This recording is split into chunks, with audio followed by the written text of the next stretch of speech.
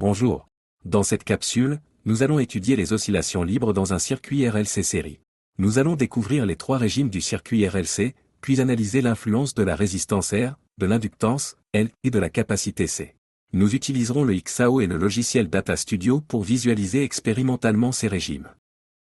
Le schéma du montage. Un générateur de courant continu. Un interrupteur à deux positions. Une bobine à inductance variable. Une résistance variable. Et un condensateur variable. Un circuit RLC série est constitué d'une résistance R, d'une bobine d'inductance L et d'un condensateur de capacité C monté en série. Lorsqu'on charge le condensateur puis on le décharge dans le circuit, la tension aux bornes du condensateur évolue dans le temps, selon la valeur de R, de L et de C.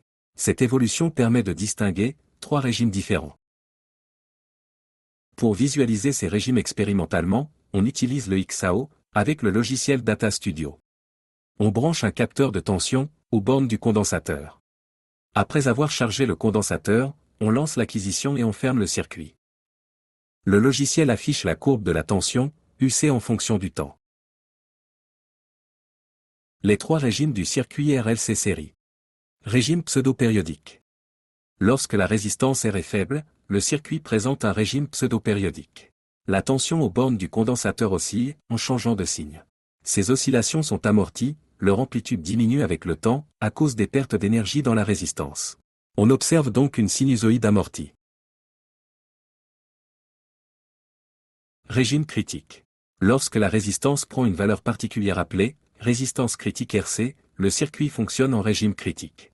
La tension revient vers zéro, le plus rapidement possible, sans oscillation.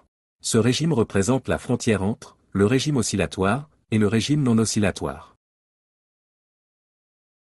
Régime apériodique. Si la résistance devient grande, le circuit fonctionne en régime apériodique. La tension aux bornes du condensateur décroît lentement vers zéro, sans oscillation et sans dépassement. Le retour à l'équilibre est plus lent que dans le régime critique. Influence des paramètres. Variation de la résistance R. Lorsque la résistance R augmente, l'amortissement augmente.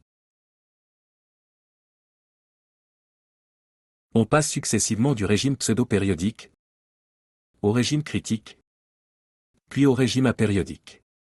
La résistance contrôle donc l'existence ou non des oscillations. Variation de l'inductance L.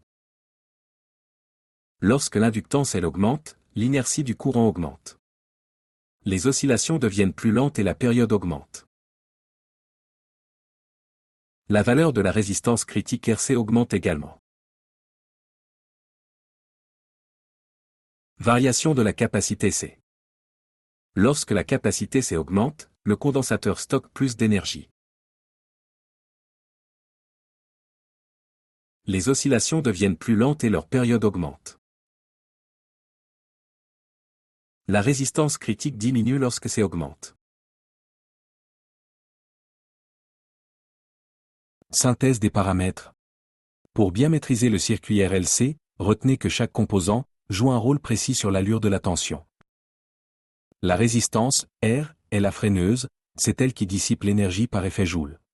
Plus elle augmente, plus les oscillations s'écrasent, nous faisant passer du régime pseudo-périodique au régime apériodique. L'inductance, L, est l'inertie. Elle s'oppose aux variations du courant. Si vous augmentez L, vous augmentez la pseudo-période T. Les oscillations deviennent plus lentes.